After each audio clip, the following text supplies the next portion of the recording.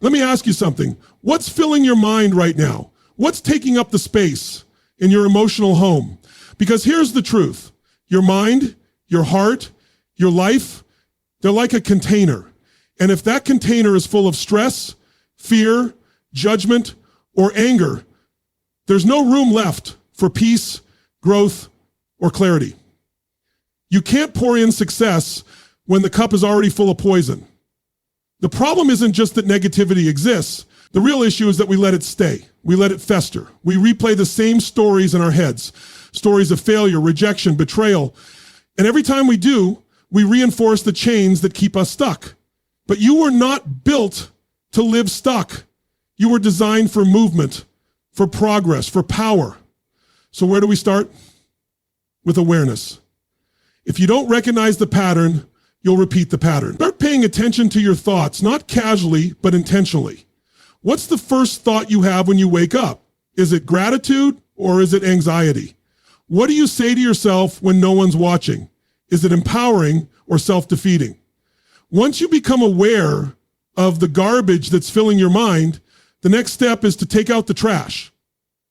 Most people are emotional hoarders, holding on to guilt from 5 years ago, shame from childhood, anger at people who aren't even in their lives anymore. That weight is real. It slows you down, burns your energy, clouds your judgment, and it's self-inflicted. But the moment you decide to let it go, to forgive, to surrender, to breathe, it's like flipping on the lights in a dark room. Now here's where the shift happens. It's not just about letting go. It's about choosing what you let in, because negativity isn't just in you, it's around you.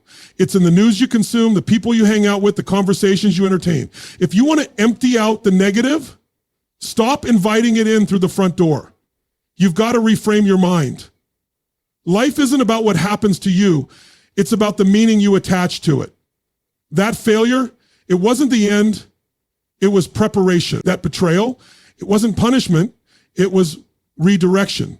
When you reframe the story, you reclaim your power, and power needs practice. You don't just clear your mind once and expect it to stay clean. You build rituals. Wake up and move your body. Journal the nonsense out of your head. Breathe until the chaos slows down. Speak life over yourself daily. Your rituals determine your results. You don't rise to your goals, you fall to the level of your systems. And finally, look at your environment.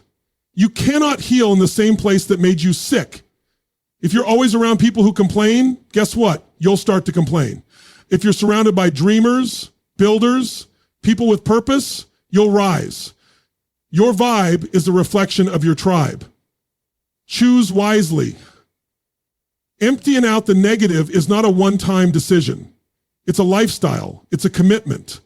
Because your future, your peace, your success, your joy requires space.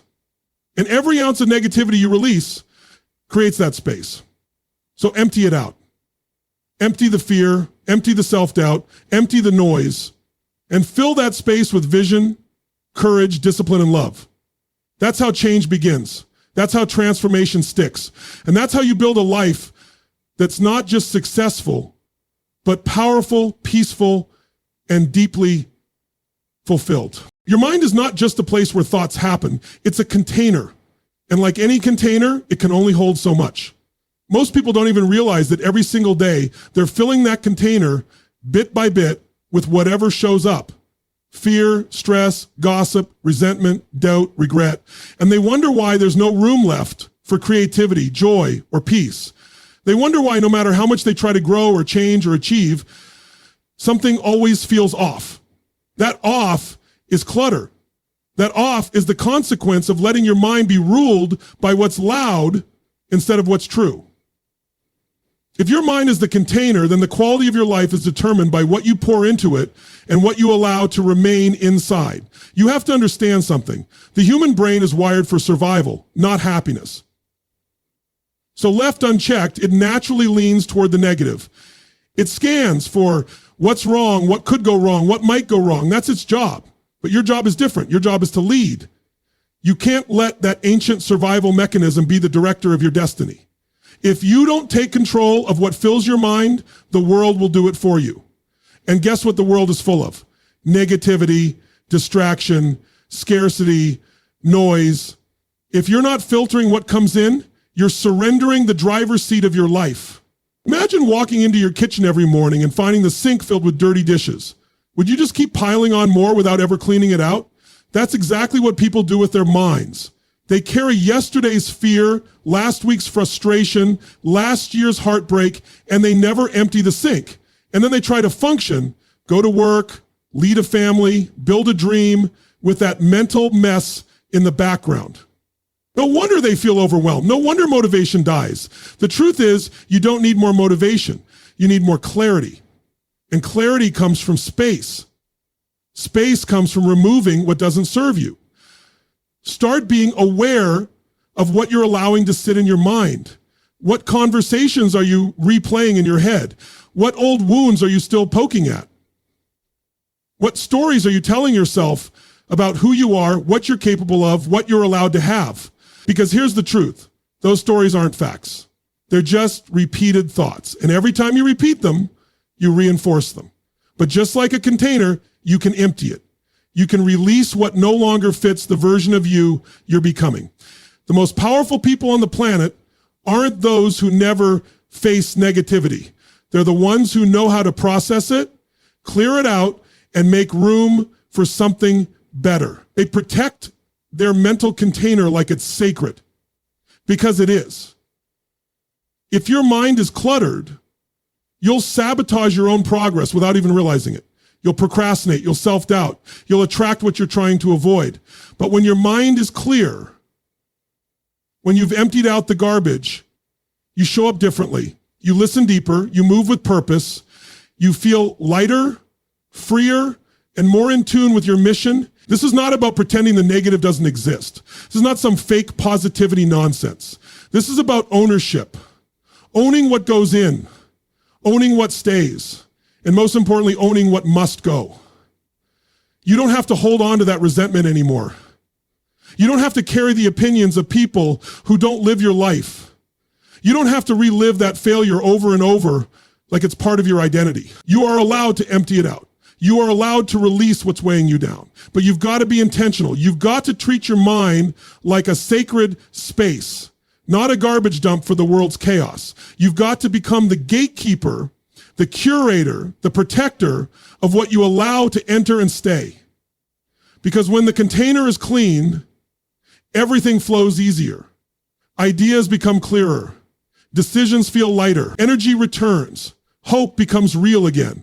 And that right there is the shift most people are craving without knowing it. Not more hustle, not more pressure, just less noise, less junk, less unnecessary weight. So the question is, what are you ready to let go of today? What do you need to empty out so you can finally make room for the life that's waiting for you? You cannot change what you don't first become aware of. That's the foundation of all transformation. Most people are stuck not because they're incapable of change, but because they're blind to what's actually holding them back. They're walking through life carrying invisible weights, buried emotions, toxic beliefs, subtle fears. And because those weights have been there for so long, they feel normal. They don't realize that the anger they feel isn't just about what's happening now. It's a residue of something much older. They don't realize the self-doubt didn't start yesterday. It's been programmed for years, maybe decades. And until you stop and look at the pattern consciously, you will continue to be driven by forces you don't even see. Awareness is not just noticing a thought. It's recognizing its origin. It's being brutally honest with yourself about how you've been wired. Why do you keep reacting a certain way in conversations? Why do you shut down when things get hard? Why do you chase validation or avoid responsibility? These aren't random behaviors. They're patterns. Patterns that were taught, learned, repeated, and eventually accepted as truth. But that's the good news. If they were learned, they can be unlearned. And the gateway to unlearning is awareness. Think about it like this. If your mind was a computer, awareness is the moment you open the system and realize certain programs have been running in the background without your permission. Old programs like, I'm not enough. People always leave. Success isn't for people like me. And they've been eating up your energy influencing your decisions, shaping your emotions, and you never even saw them. Why? Because awareness takes effort. It takes stillness. And let's be real. Most people avoid stillness because it's easier to stay distracted than to face what's really going on inside. But you cannot fix what you won't face. You cannot heal what you're unwilling to acknowledge. The pain you suppress doesn't disappear. It leaks. It leaks into your relationships, your habits, your health, your decision. And the moment you shine the light of awareness on that pain, it begins to lose its grip. That's why becoming aware of your inner world is not some luxury or soft practice. It's survival. It's the beginning of real strength. But here's the catch. True awareness requires courage. Because when you start becoming aware, you might not like what you find.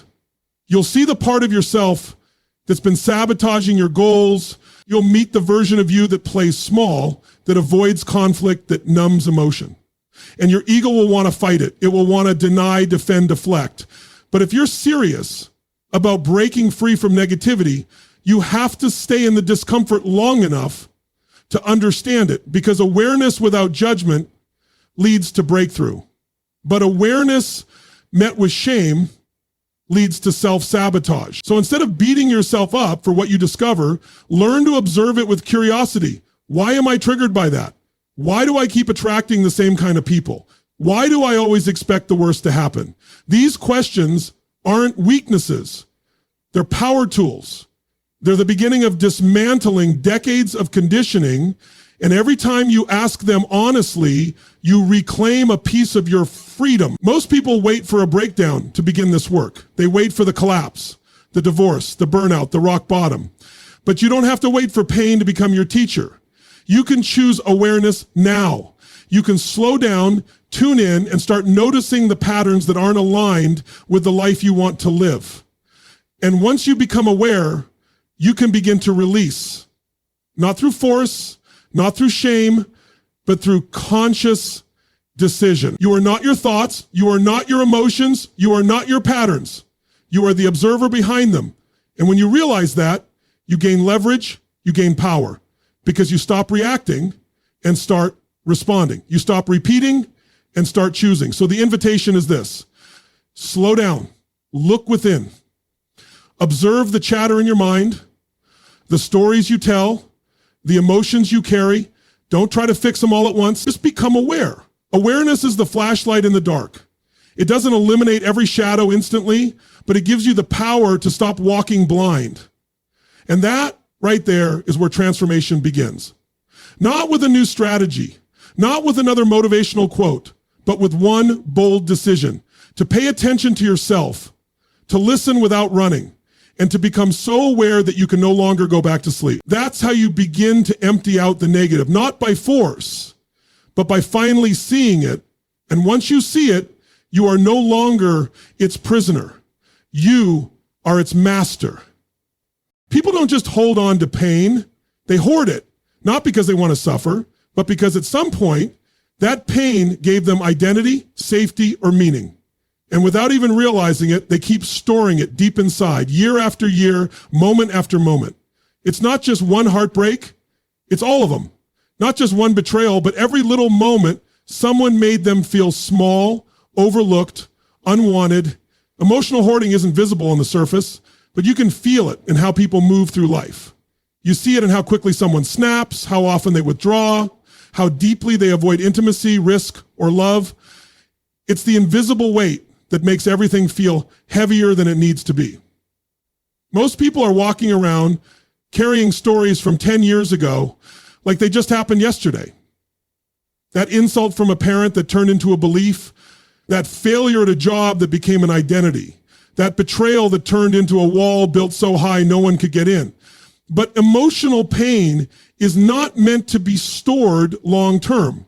Just like physical waste, it's meant to be processed, released, and cleared. When you hold it in, it becomes toxic, it clouds your judgment, drains your energy, and affects your body.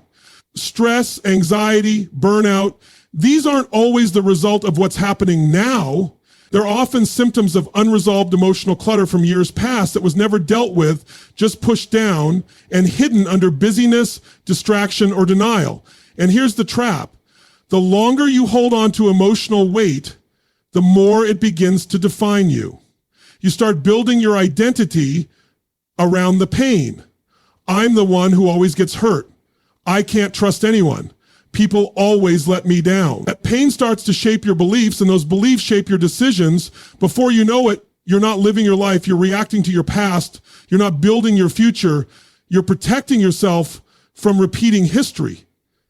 And in that protection, you lose connection. You lose spontaneity. You lose joy.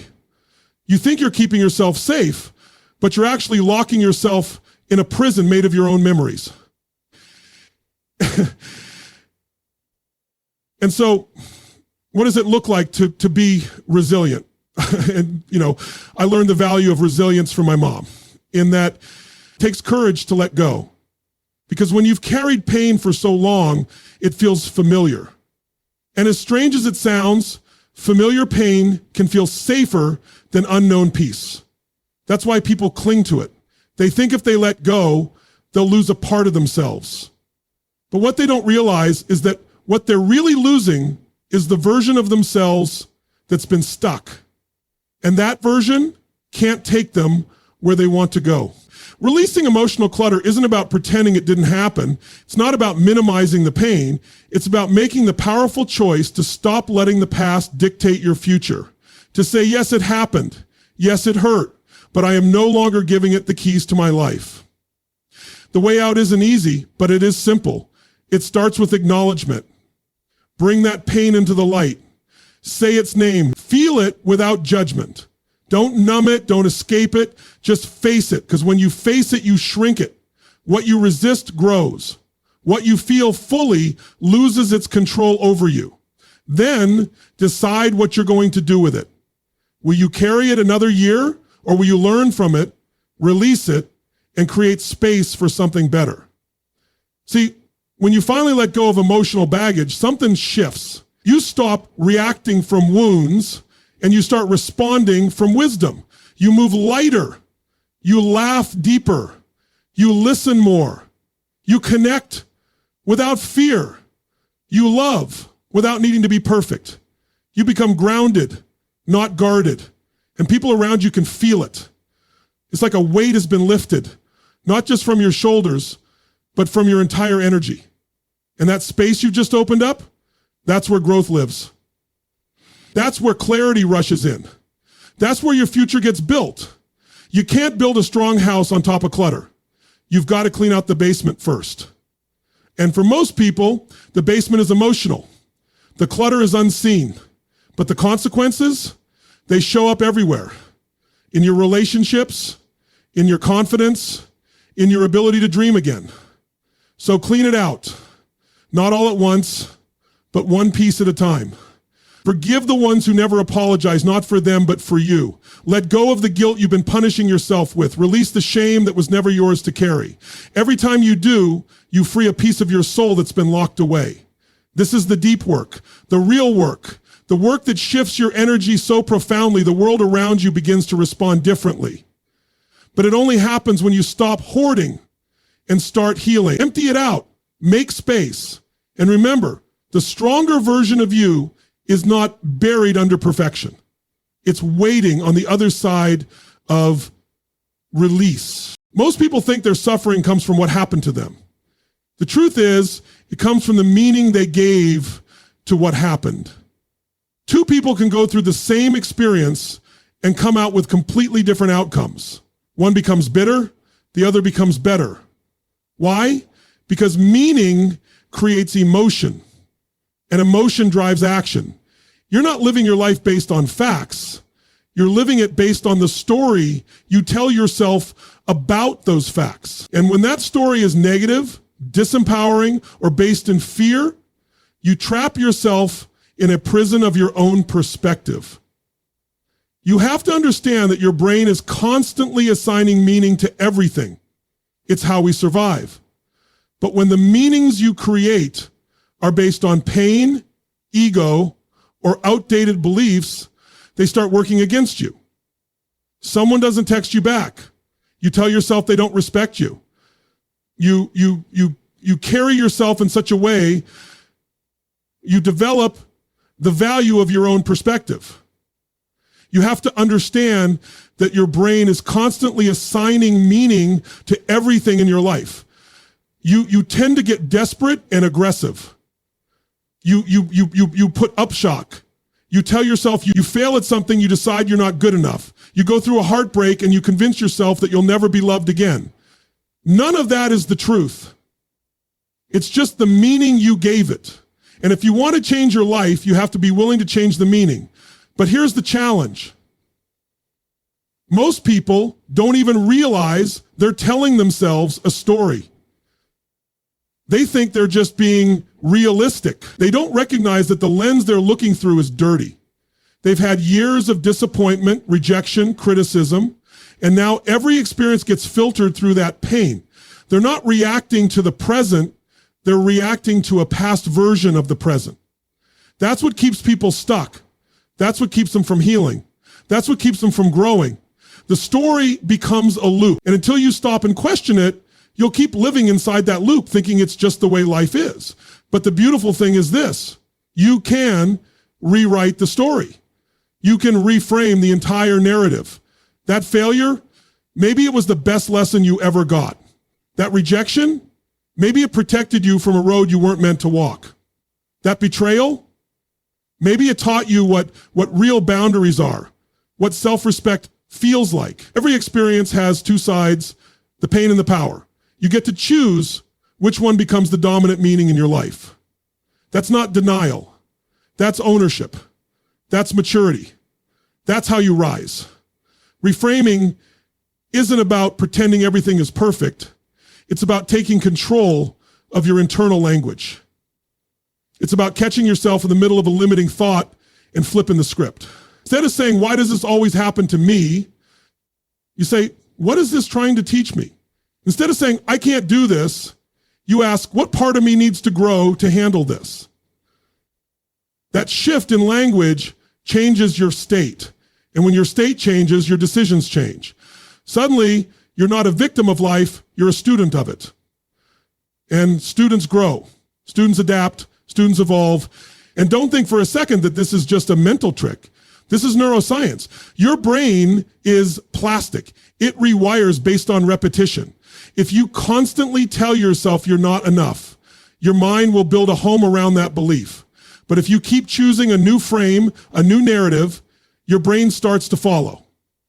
Over time, what once triggered you now empowers you. What once broke you now builds you. That's the real shift. That's the transformation no one can see on the outside, but you feel it in your soul. And let's be honest, reframing takes work. It's not automatic. When you've been telling yourself the same story for 10, 20, 30 years, it feels like the truth. But you weren't born thinking you were broken. You weren't born thinking you weren't enough. That was learned. But you have to catch it. You have to interrupt it. You have to replace it. Not once, but daily, repeatedly, until the new story is stronger than the old one, until the new meaning feels more real than the pain ever did. So ask yourself, what story are you living in? What experience in your past still has control over your present because of the meaning you gave it? And what would change in your life if you gave it a new meaning? One that served you instead of sabotaging you. That's the real work. Not just chasing new results, but going back and reclaiming your narrative, owning it, rewriting it, choosing to see it through a lens that makes you stronger, not smaller. That's how you take your power back. Not by changing what happened, but by changing what it means to you now. Transformation doesn't come from a one-time decision. It comes from the systems you build to support who you're becoming. And that's where rituals come in. If you truly want to empty out the negative and fill your life with purpose, energy, clarity, you must create rituals that realign you every single day. Not once in a while, not just when you feel like it, every single day. Because life doesn't stop throwing chaos at you. And life doesn't pause and wait for you to feel motivated. If anything, it ramps up. It throws curveballs, distractions, stress, negativity, all of it. That's why rituals aren't just habits. They're your armor. They're your reset button. They are the intentional practices that bring you back to your center when the world tries to pull you off course. The people who feel overwhelmed, anxious, stuck, they're not broken. They're just misaligned. Their external world is running their internal world. They wake up and immediately check their phone, get bombarded by messages, scroll through drama, absorb everyone else's emotions before they've even connected to their own. And then they wonder why they feel off all day. That's not a mystery. That's a result. It's the result of not owning the first few moments of your day. And if you lose the beginning, you usually lose the rest. But when you create a ritual, a consistent, intentional space for silence, for movement, for gratitude, for focus, everything shifts. Not because the world changes, but because your state changes. Your state is everything. How you feel emotionally and physically at any given moment dictates how you think, what you believe is possible, how you respond to challenges, how you treat other people. And your rituals are what train your nervous system to stay in a peak state more often. That's why motion is so important. Physical movement, whether it's a walk, a stretch, a full workout, immediately changes your physiology. It releases stuck energy. It opens you up. You can't stay in a negative emotional state while moving your body with power and purpose. It's chemically impossible. That's why high performers move every day. It's not about fitness. It's about focus. It's about shifting their internal world before the outside world even gets a chance to speak. But it's not just movement. It's also about reflection. Your mind needs a place to unload what it's holding. That's why journaling is such a powerful ritual. You sit down and you let it all out. The noise, the fear, the thoughts you can't explain, the dreams that feel too big to say out loud. You give your mind a safe space to breathe. And in that process, you find clarity. Clarity doesn't come from thinking harder. It comes from writing honestly, from seeing your thoughts in front of you and realizing which ones are true, which ones are toxic, and which ones are just old echoes from the past. When you write, you release. When you release, you create space. And that space becomes your power. And then there's gratitude. It's not fluff. It's not cliche. It's neuroscience. When you focus on what's working, what's beautiful, what you already have, you train your brain to see opportunity instead of threat. You rewire yourself to focus on the gain, not just the gap. And that energy shows up in how you lead, how you speak, how you love, how you show up in the world. Gratitude is a ritual that turns ordinary moments into miracles. It doesn't make your problems disappear, but it changes how you face them. And that's everything. Breath. Let's talk about breath. People underestimate it, but your breath is the fastest way to reset your nervous system. When life hits, when emotions spike, when your mind spirals, you don't always have an hour to figure it out, but you always have your breath. Slowing it down, deepening it, recentering your focus, you can change your entire state in less than 60 seconds. And when you stack that with movement, with gratitude, with journaling, with focus, you've built a morning that isn't just productive, it's powerful. You're not reacting, you're choosing, you're leading. And that sets the tone for everything that follows. You don't rise to the level of your goals, you fall to the level of your systems. That's the truth most people miss. You can have the best intentions in the world, but without rituals to support them, you'll get pulled back into old patterns. That's why every time you return to your ritual, even when it's hard, even when you don't feel like it, you're telling your mind, I'm in control now. That's how you reclaim your life. Not in one big moment, but in 1,000 small ones. In the quiet commitment to show up for yourself day after day, moment after moment. So if you truly want to empty out the negative, don't wait for the storm to pass. Build your rituals in the middle of the storm. Build them now.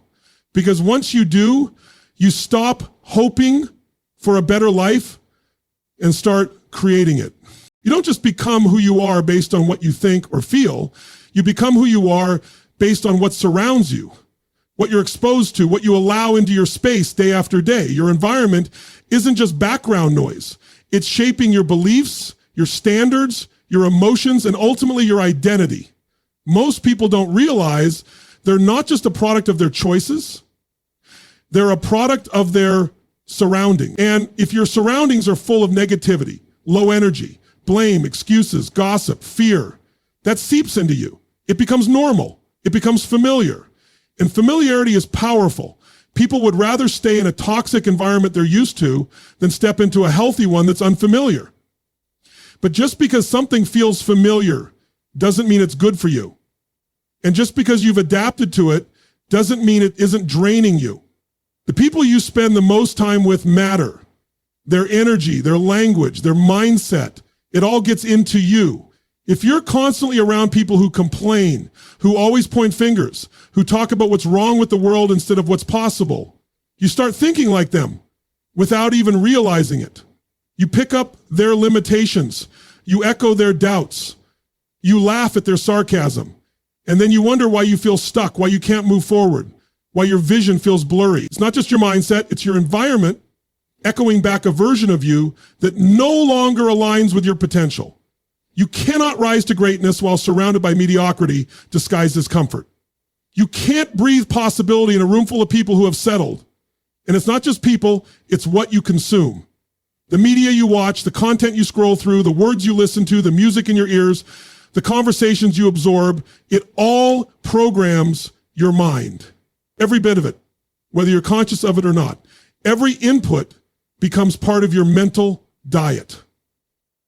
And just like physical health, if you keep consuming junk, you feel heavy, foggy, sluggish. You can't create a powerful life with a polluted mind. If you're feeding your mind with negativity, fear, chaos, division, and distraction, you're training it to survive, not to lead. You're wiring it for reaction instead of creation. You need to start treating your environment like it's sacred, because it is. Your space should reflect your standards. Your surroundings should fuel your mission. The energy in your home, your room, your workspace, it should breathe clarity into you, not confusion. Clean up the physical clutter and you'll feel a shift mentally. Organize your space and you organize your thoughts. Create a place where your focus is protected, your peace is respected, and your energy is elevated. And if you can't change the whole environment right now, start small. One drawer, one room, one conversation you stop entertaining, one person you stop giving your time to just because you feel guilty. It's not about being perfect, it's about being intentional. If you want to grow, if you want to empty out the negative and step into your real power, then you've got to curate your circle. Find people who challenge you, not drain you. People who speak truth, not fear. People who hold you to a higher standard, not keep you comfortable in your excuses. The right people will stretch you. They'll speak vision over your life when you forget your own strength. They'll remind you who you are when your inner critic gets loud. That's not a luxury, it's a requirement. You cannot do big things surrounded by small energy. Not because those people are bad, but because you're building something they're not meant to understand. Protect your energy like your life depends on it, because it does. Protect your peace like it's oxygen, because it is. Your future self is watching who you're allowing in right now. Choose wisely. Because everything you allow into your space is either contributing to your future or contaminating it. There is no neutral. You're either being built or broken by what surrounds you. And if you're serious about growth, if you're serious about healing, about vision, about peace, then your environment has to become a reflection of that. Let go of what no longer aligns, cut the noise, eliminate the unnecessary, and surround yourself with whatever keeps you grounded, focused, and alive. That's how you maintain the space to grow. That's how you protect the progress you've made. That's how you make sure the negative doesn't sneak back in through the back door of your life. Through a conversation, a screen, a routine. Because if you're not careful, you'll start fighting the same battles you already won simply because you stayed in the same atmosphere that made you sick. Change your environment and you'll change your state. Change your state and you'll change your decisions. Change your decisions and you change your life.